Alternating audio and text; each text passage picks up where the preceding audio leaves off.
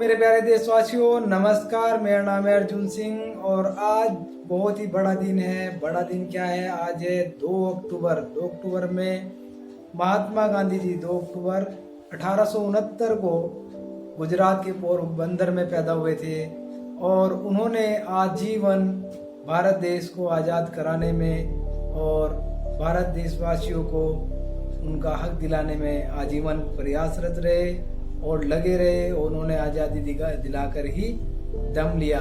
लेकिन बात हुई थी 7 जून 1893 को साउथ अफ्रीका के पीटर मैरिजबर्ग रेलवे स्टेशन पर। उस स्टेशन पर उनको एक लात मारी गई थी, उनको ट्रेन से बाहर फेंक दिया गया था और वहीं से उन्होंने कसम खाई थी कि मैं अंग्रेजों को अपने देश से बाहर निकाल कर ही दम लूंगा।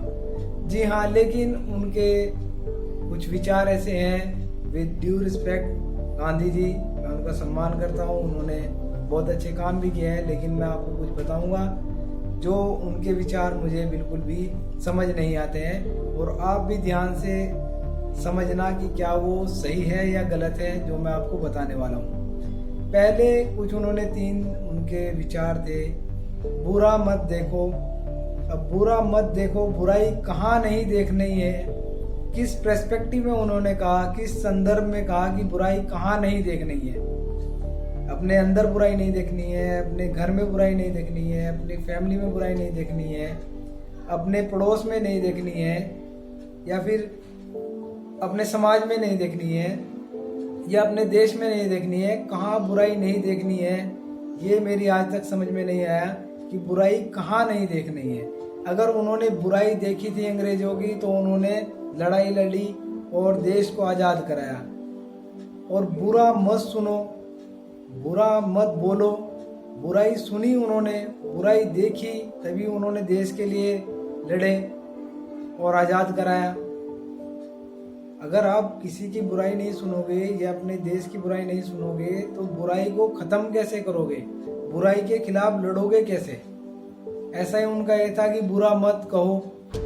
बुरा मत कहो वाला है तो एक बात समझ में आती है कि बुरा मत कहो, लेकिन 2 चीज़ें हैं, बुराई देखना और बुराई सुनना। बुराई हमारे समाज में होगी, कोई गलत चीज़ें होंगी तभी तो हम उसके खिलाफ लड़ पाएंगे। बुरा कुछ सुनेंगे कि हाँ, अगर आप एक बहुत बड़ा एग्जाम्पल पूरी दुनिया में लोगे, रसिया ने यूक्रेन पर हमले कर रखे हैं, वो बुराई है, वो बुराई दिख रही है, लेकिन कोई कुछ नहीं कर रहा है, वो बात दूसरी है। लेकिन बुराई हमने सुन रहे हैं, देख रहे हैं, तभी तो हमें पता लग रहा है कि कोई बुराई कर रहा है, कि कोई गलत काम कर रहा है। अगर हम समझ ही नहीं पाएंगे, सुन ही नहीं पाएंगे, देख ही नहीं पाएंगे बुराई को, तो उसके खिलाफ लड़ेंगे कैसे और उसको ख़त्म कैसे करेंगे? बुराई बोलने में आपत्ति हो सकती है, लेकिन आपको कई बार ऐसा होता है कि बुराई के खिलाफ जब आप लड़ते हो तो लोहा लोहे को काटता है। ऐसे ही आपको बुराई को बुराई से भी ख़त्म करना पड़ता है। ऐसा नहीं है कि महात्मा गांधी ने उस समय में सत्याग्रह आंदोलन करके देश को आज़ाद कराया, लेकिन बहुत सारे जो क्रांतिकारी थे वो बुराई को बुराई से भी ख़त्म कर रहे थे और वो भी लड़ रहे थे और अपने आत्मसमर्पण कर रहे थे, मर रहे थे।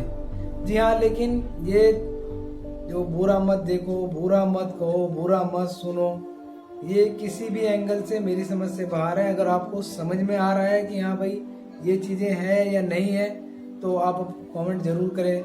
लेकिन हाँ, ये तीनों चीज़ें एक जगह बिल्कुल सही साबित होती हैं, वो है महात्मा गांधी जी के ऊपर। मैं उनकी रिस्पेक्ट करता हूँ, पहले बोला है, लेकिन उनके कुछ काम ऐसे थे जो बिल्कुल तीनों चीज़ें उन पर अप्लाई होती है। ना तो बुराई उनकी देखो, ना उनकी बुराई सुनो और ना उनके खिलाफ कुछ बोलो। पहला काम उन्होंने किया, जो इंसानियत के देवता बनकर बैठे थे उस समय पे, उन्होंने इतना प्रयास किया, उन्होंने लास्ट मोमेंट पर देश के 2 टुकड़े करा दिए, हिंदू मुस्लिमों को बंटवा दिया गया। जब आप तब से लड़ते आ रहे थे सत्याग्रह, उस टाइम भी आप आवाज़ उठा करके इसके खिलाफ बोल सकते थे कि हाँ, देश के बंटवारे नहीं होने चाहिए, ये हिंदू मुस्लिम को बांट रहे थे। तब ये बातें बिल्कुल सटीक साबित होती हैं कि हाँ, गांधी जी की बुराई मत देखो, गांधी जी के जो अंदर कमी है उसे मत देखो, या गांधी जी के खिलाफ बिल्कुल मत बोलो। ये तीनों चीजें कांग्रेस के लिए और महात्मा गांधी जी के लिए बिल्कुल फिट होती हैं कि ना बुरा देखो, ना बुरा सुनो और ना ही आप बुरा बोलो।